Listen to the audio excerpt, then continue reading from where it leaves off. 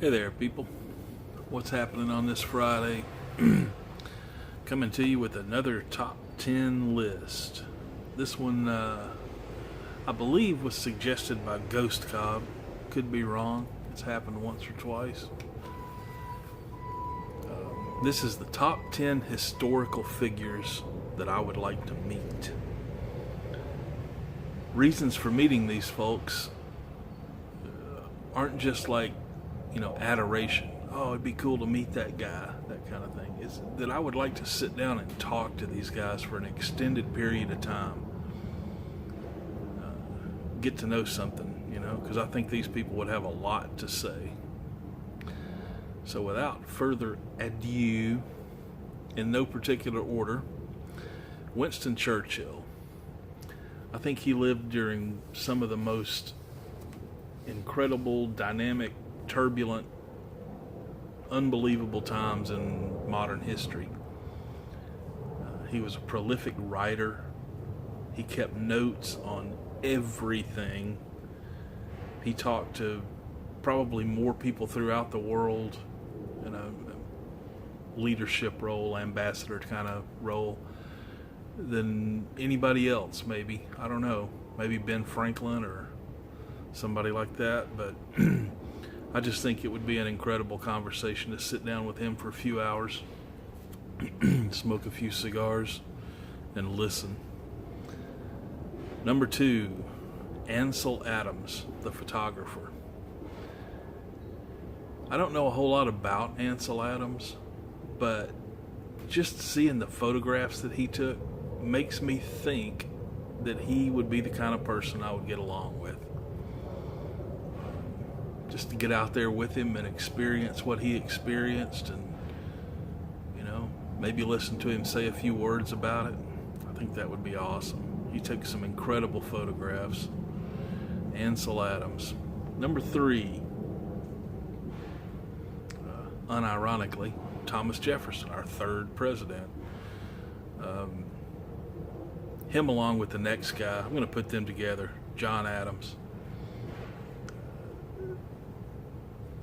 I think they would probably be the most enjoyable, educational presidents to sit down and listen to, and probably entertaining as well.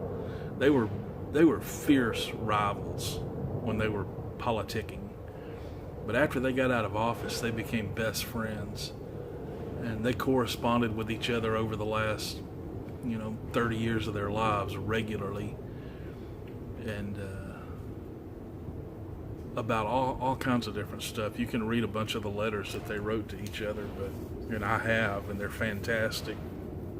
But I think to sit down with those two guys and just listen to the stories and the thoughts about why they did, what they were thinking, what they were expecting to happen, how they thought we should deal with the changes and the challenges that we were going to face. It would just be an incredible experience. Number 5, this is two guys. This is kind of like Ansel Adams. I just think the stories that these guys could tell and just being around them would be pretty dang awesome. Lewis and Clark.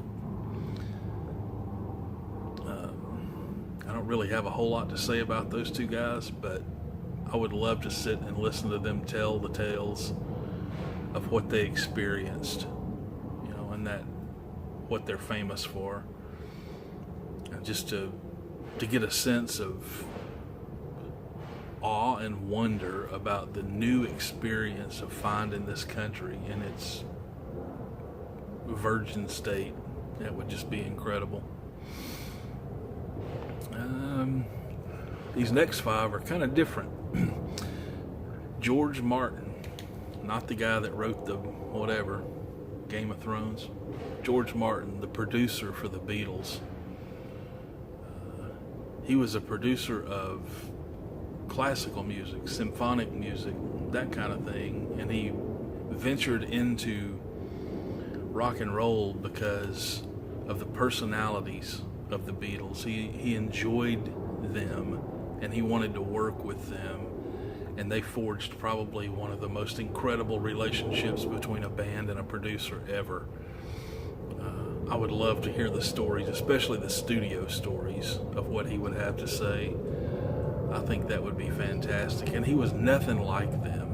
I mean, it wasn't like, they were sitting in the studio and he was doing the things they were doing or into the things they were into. They were like polar opposites personality-wise. So I think he would have a really unique perspective as where someone like,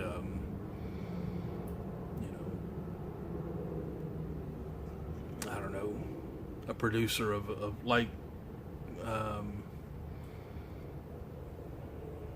the guy that produced, I forgot who I'm thinking of. A producer who's also a peer is what I'm getting at. Somebody that's living the lifestyle and into the same things. It would be different. But George Martin had a perspective, I think, that was completely unique. I've heard him talk. I've seen interviews with him, and he just seemed like a fascinating guy. Number 7, Carlos Hathcock. If you've never heard of Carlos Hathcock, he's also known as White Feather. He was the most prolific, accurate, deadly sniper in Vietnam. He was a Marine. He's got some incredible stories. I've heard interviews with him, and just unbelievable some of the stuff that he did, some of the stuff he was able to pull off. And he's since passed away from, I believe, multiple sclerosis or something, but he seemed just like a likable guy, just like a jovial, good old country boy kind of guy. And did one of the deadliest jobs, was probably the most hated man on the American side in the Vietnam War, at least from the Vietnam troops, the North Vietnamese troops. He was a marked man for sure. But I would love to sit down with him for a while and just talk. In that same vein, Ho Chi Minh, I would love to sit down and talk to him. I think he was probably one of the most well-educated, brilliant, military, national leader, strategist kind of people that probably ever walked the face of the earth. He was educated in France, and I think he did some, I want to say he went to some college in America at some point, but he was extremely well educated. He was very dedicated to what it was he was trying to do, and to be able to maintain what he was doing and the military pressure that was put on him was unbelievable. I mean, there's really not anyone that's really comparable to him that I can think of that operated under the kinds of situations that he operated under and was able to achieve the success that he did, for better or worse. I would love to sit and talk to him. Number 9, Albert Einstein. What can be said about a genius? I mean, I would love to sit and talk to him, not because I would want to learn necessarily about the theory of relativity or some of his scientific principles that he came up with, but just to sit and talk about life. I bet he had an incredibly interesting perspective on things, and I would like to hear it. So definitely would like to sit and talk to him. Number 10 is a fellow by the name of Charles Haddon Spurgeon. He was a preacher in England in the 1800s. Probably one of the most prolific preachers. He's got probably thousands of sermons out there that you can listen to, and writings and essays and all kinds of stuff. The man was truly gifted when it came to speaking and writing, and he and I share a perspective, and I think it would be unbelievably eye-opening and comforting and enjoyable just to sit down and talk to him for a while. So there you have it. My top 10 historical figures that I would love to meet. You notice kind of some things that are missing off there. A lot of people might have included biblical figures or sports figures or something like that. I think those are some for another list. As a matter of fact, I've got a sports figure one in the works. So you'll see people like that on another list. But these are just people that lived basically in modern times or my lifetime, even some of them, that I would love to sit down and talk to.